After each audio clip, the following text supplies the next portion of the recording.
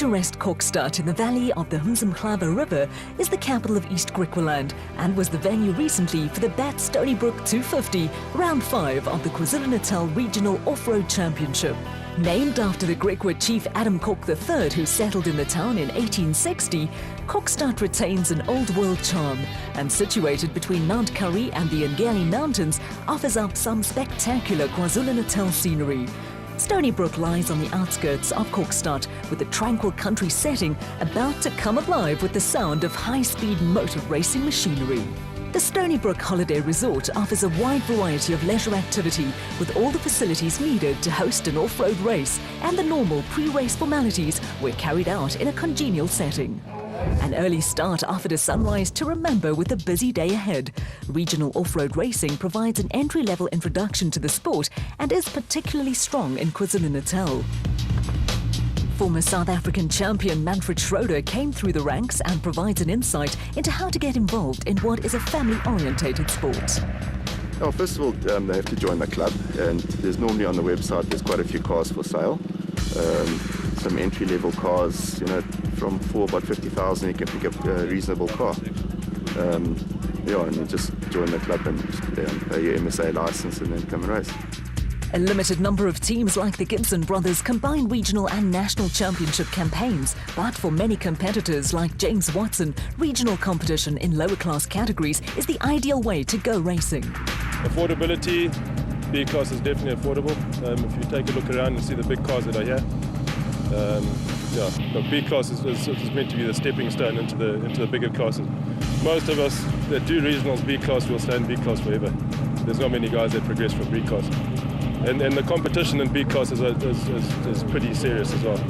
KZN stalwart James Watson prefers to do his racing in a single-seater and campaigns an aging but still competitive Mighty Mag. Single-seaters offer pros and cons. It's like riding a bike. It's light, it's quick, it's handy, it's nifty. Look, guys complain about getting lost. We're all running GPSs now, so if there's any doubt, we always just refer to the GPS. The only problem with single seat, if you get stuck in the mud, you're buggered.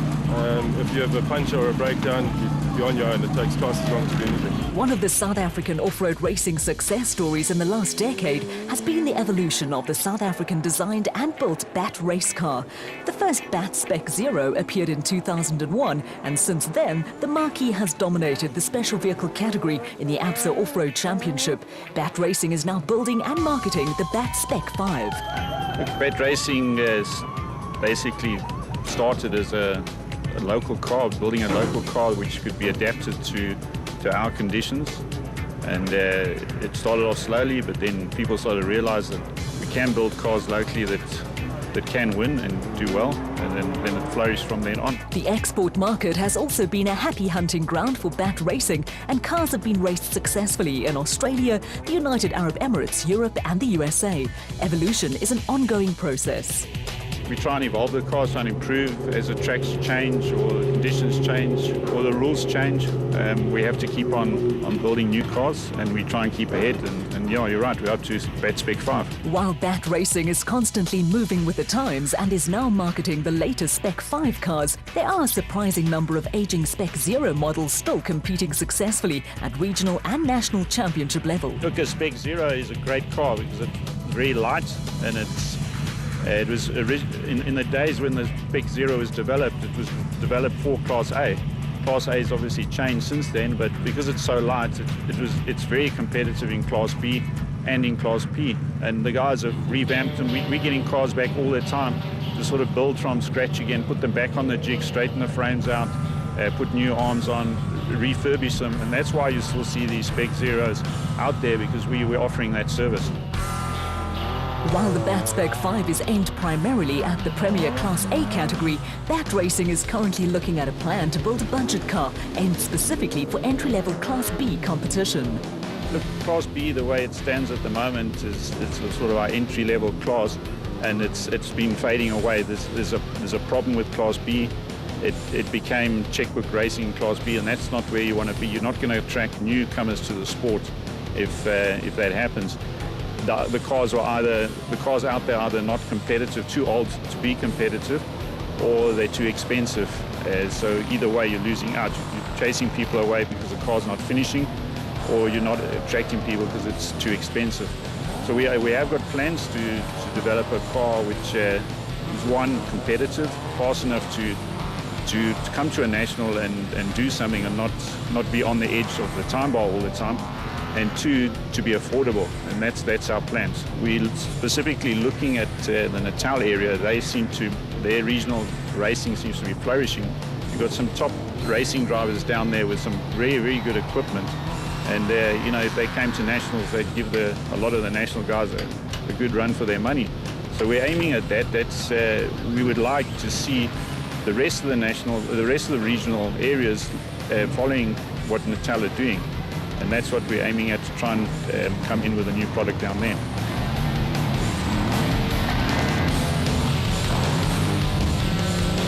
The KwaZulu-Natal Regional Championship has also taken the lead in forming a Black Marshals Association. The association was the brainchild of Rob Spencer, the KZN representative on the Motorsport SA Off-Road Car Racing Commission. Yeah, what we've done with the marshals, we've got a Black Marshals Association that we use to marshal all our off-road races, and we done that in conjunction with the Commission. They gave us some funds and asked us how we could use them to best improve off-road racing in Natal. And what we did was we decided to get the marshals on board and to come to all the off-road races.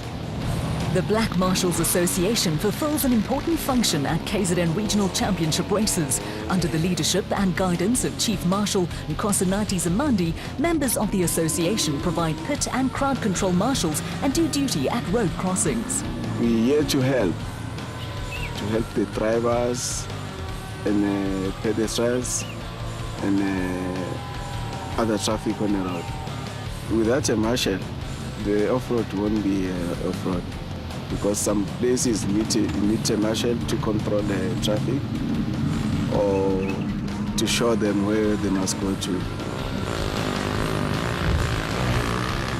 As is the case in the ABSA Off-Road Championship, seeded drivers in the KZN Championship draw for start positions on the Donaldson Prologue to determine grid positions for the race. The atmosphere was festive with good-natured heckling when championship leader Arthur Barnes drew number 1 on the road. It is, I think today's going to be a really tough day. You can get a good position in the prologue. I think it's going to be critical because there's going to be a lot of dust out there. After 4 rounds of the championship, just 11 points separated the top 3 crews, with only 1 point between first and second. Crews were given final instructions at driver's briefing, with championship leader Arthur Barnes expecting a fast race. It's a very fast route. It's one of the fastest events in regional racing. We've cut out a lot of D roads that we had last year. So that's going to slow it down, but it's still very fast and not rough. From race headquarters at the Stoneybrook Resort, competitors made their way to the official start, with Arthur Barnes and Anthony Usher leading the convoy of cars. Cars were stacked in their start order, with the convoy giving early notice that dust was likely to be a problem out on the route.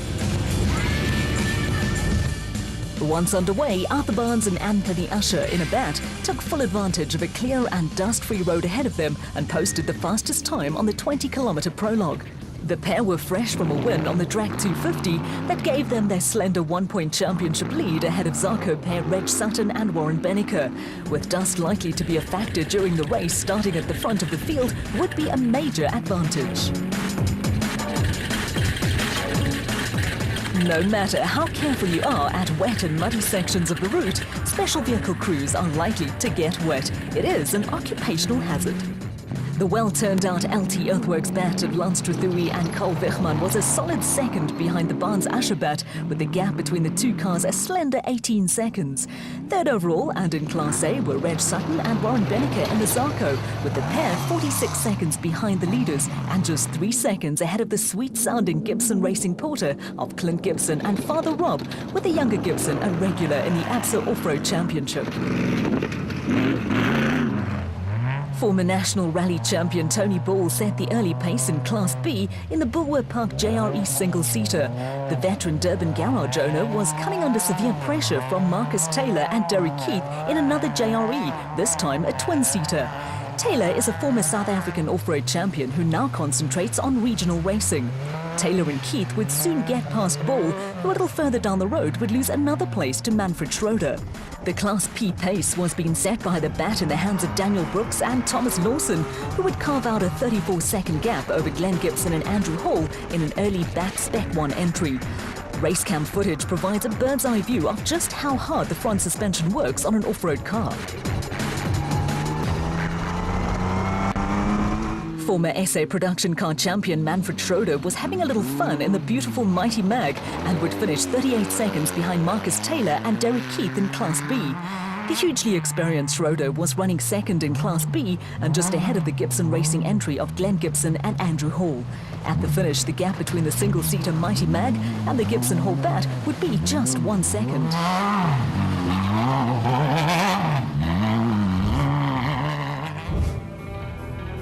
A gently flowing river running through rolling hillsides added a little ambiance to the scene, and at the designated service point, leading crews were happy with their morning's work. Yeah, it was good. It was well marked. I've never raced here before, so it was first time for us, but we had a good time trial. And then I believe we're 1 second behind Arthur, so the race is on. The car's 100%. Didn't make any mistakes, didn't bump anything, so we should be strong for the race. I just drive my own speed. You know, I've learned early on in this. In fact, this race 2 years ago, I hit a bridge just on the back of the hill there, within 5 k's of the start because I was trying too hard. So I've learned that the rally approach doesn't work quite as well on off-road. You've got to go softly. The safety of competitors on ABSA Off-Road Championship events is at the top of the agenda for race organisers and the South African National Off-Road Racing Association, who commissioned data logging expert Eric Sommer to develop a system that tracks a competitor's progress throughout a race. The Donaldson Prologue and race routes are downloaded onto the GPS system that is compulsory equipment in all cars. Via data logging, the whereabouts of a car can be pinpointed at any time. GPS is to give them a safety thing so they can actually see where they're going and where all the cautions are on the road. And then when they get back, it allows us to track where they've been to make sure they haven't cut corners and did things they shouldn't do. Apart from the role data logging plays as a safety factor, the system also allows race officials to detect any deviation from the route which might provide a competitor with an unfair advantage. We download the stuff and then we compare it to the base track that we've got. So if the base track shows that they should travel around the corner, around the tree, and somebody cuts, say, 60 meters on this side of the tree instead, they've obviously gained an advantage of some sort. And then we look at it and we just print it out and we give it to the COC and then they make the decisions of what they do with that. Data logging on ABSA Off-Road Championship events plays a major role in terms of race safety and disciplinary issues. The net effect of it is that it will make the racing more concentrate on the road racing and less arguing about times and differences and who went where and all the rest of the stuff. So the guys can have fun racing and they don't have to deal with the nitty-gritty stuff.